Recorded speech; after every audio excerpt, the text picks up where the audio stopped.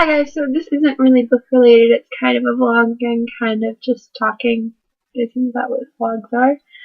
Anyway, so my hair is kind of cray right now and I'm going with it because it's just how it is. So this is what it looks like a day after I curl it. So, it's what it is. So I'm actually going to talk about something kind of serious and I talked with a couple people on that I consider friends on YouTube, and they agreed that I should do this. Now, the first time I filmed this, it was extremely, and I mean extremely, long, so I'm refilming it. I kind of just picked out the pinpoints because I don't want this to be 25 minutes long like it was before, and that's even with cutting out all of the gibberish. So I basically want to talk about bullying and how I dealt with it, how I deal with it, and some advice. So I wrote down 4 people that have been not all of my bullies, but the main bullies that kind of stuck out in my mind. So I thought I'd tell you a little bit about what happened, and then I'll tell you how I dealt with it. Then I'll tell you how I should have dealt with it, kind of thing. So yeah, so the first one is I'm changing all of their names because I'm a considerate person, and I don't like to call people out. So basically, there's this guy, we'll call him Jonathan. Jonathan was a little bit, how do I put this, off in his head. He was abused when he was very young. He bullied me when I was in kindergarten, so I was 5. So obviously something had to have happened to make a kid do that. But basically, he slammed my head against the bus window, and I got really hurt, and I had a concussion.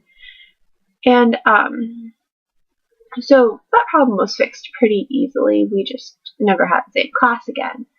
So that's about as far as it went, but it never really got dealt with. He never really got in trouble, as someone would be if they didn't have something going on in their personal life. So I feel like that is a very common theme within bullying, that, oh, they have something going on, so it's okay that they're doing it. It's not okay that they're doing it. So the next one is, did I come up with a different name for her? No, I did not. So we will call her Elena. She was more of the verbal one. She had a very loud mouth, and she spoke it very loudly, and most of it was directed towards me, and I'm clicking a pen, BT dubs. But, yeah, she was just very verbal and not very nice, and I kind of looked past it. Truthfully, I forgot about it until I was thinking about this, because, yeah, but that happened from 3rd to 4th grade. So she was just very verbal, and I don't know, you know how some of those kids are, so. But the more serious ones started 5th grade to 7th grade. Now, I had met a girl named Zoe, again, name changed, I need to write that down, but okay. And I also met someone named Will, again, name changed, all of these are name changes. And, they were not really a problem in 5th grade because I didn't have any classes with them, and I really wasn't friends with them. But I had met them because I went to a semi-small school. So we had that, and my friend at the time, we would call her Natalie, had a crush on Will's friend Dust. So that's kind of how I knew the association. And what did I name her? Zoe. Zoe was friends with Natalie, and we'll call this other friend Carla. So within all of this, that's when I met them, but nothing really happened till I was in 7th grade. 7th grade is probably the worst year that I had of bullying, and it's not a pretty story. But basically, Will, who is best friends with Dust, and Natalie, who was my best friend at the time, liked Dust. So Natalie thought it would be okay to tell William that I liked him. I had never had a conversation with this kid. I didn't like him. So, but she thought that would be a way to get in with Dust's friend by doing that. So it apparently he took it the wrong way, and we're not going to go into that stuff. But basically, he decided that his main purpose in life was to torture me. Now, this is verbal for the majority of it. So he would call me Potbelly Pig.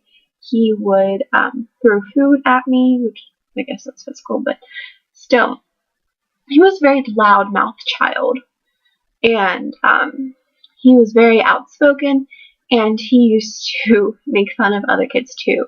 It wasn't just me. It was, though I do feel like I got the brunt of it, because I don't know. I don't think you can get any worse than calling someone a Potbelly Pig. But like, he would call this one kid gay in G-string and just horrible things. So yeah, and so it wasn't just me, but it, you know what I mean, when you're getting attacked, even though you know he's attacking other people, it still kind of hurts. So he would continually call me Potbelly Pig at lunch and just wink at me and throw food at me, and it was just horrible until the point that I finally told my mom what was going on, and she called the principal. And this made matters a lot worse. And if you talk to anyone that is in high school right now, they'll tell you it's better not to confront with the principal because it makes situations a lot worse. And it's a lot like that in middle school too, at least in my middle school. But they really couldn't do anything. The principal had to talk with them, and it kind of just turned into the, oh, are you going to go tell your mommy to call the principal again kind of thing. So that's kind of where so basically he made fun of me until the day I left 7th grade and never went back to school.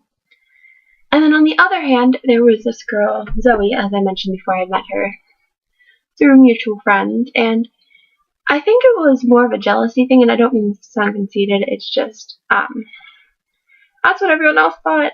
I'm not sure exactly why she did this, but she would always, how do I put this? Mimic things that I would do. So if I said something, she'd say the same thing.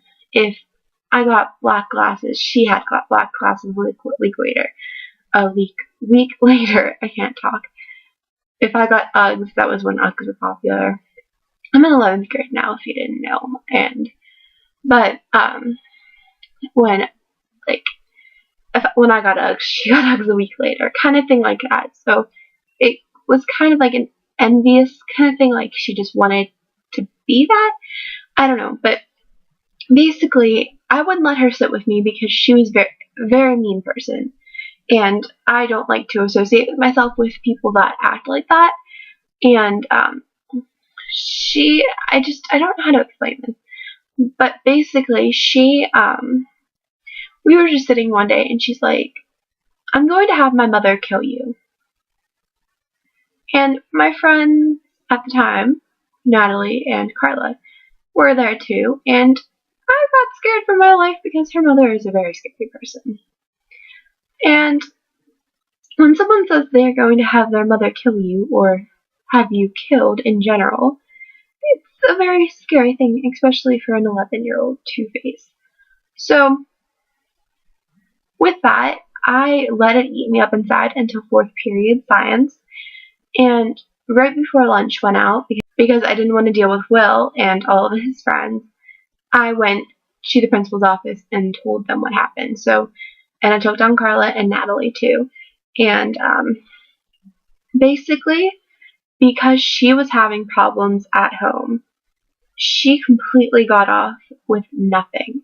Now, threatening someone's life is a very serious situation, and to get off of it without any punishment whatsoever, I think that's completely ridiculous, and that is what was wrong with my school system. And I personally think that is a lot of the reason that I was bullied so much, was because they didn't have a disciplinary system that worked. Because they all have like the no tolerance thing, but it's the good people that get in trouble. I told Will to shut the hell up one time because he was winking at me and throwing food at me, and I got in trouble because I had enough. I was done with it. So basically, those are like the main points. Like, obviously there's so much more that happened, but I just thought I'd like explain the general aspect of it so this video isn't so long. And I've always been one just to keep my mouth shut. I've been a very shy person before, and I never felt that I could be me. So I was always trying to be someone else. I was trying to be a popular person. I was trying to be this. I was trying to be that. I'd wear this for this reason and all this kind of stuff. And it wasn't me whatsoever. And I think that's a lot of the reason that I didn't deal with it, because no one had problems when they're perfect. And I felt that I needed to be perfect. And I'm not perfect. I'm the furthest thing from perfect. No one is close to perfect. So basically, I ended up doing cyber school for the past 4 years, and I did it to get away from Will and Carla, not Carla, well, Zoe. And I think that is the worst and best decision of my life. It got me away from the bad things, but it also took me away from the good. If you want to see a video on my cyber school experiences and stuff like that, I will do a video on that. Just let me know below in the comment section. But basically, so when I was in 8th grade, it'd been about a year since everything had happened, and I was still holding on to this grudge. I was very unhappy, but I would be going to church and I would be acting completely fine when I was the farthest thing from it. And I think that's the hard thing, that I was acting like I had to be perfect, and that I was this perfect person, that I didn't have troubles and I didn't have anything going on. And I thought that's how everyone else was too. And that's why I strived so badly to be that. But I was still holding on to this horrible grudge. But that summer I went to a conference where we heard the speaker who had escaped from this war zone, who was a childhood slave. And he was fine. He didn't talk about these people in disgust and saying that we should kill them all and that they're horrible people and all of this stuff.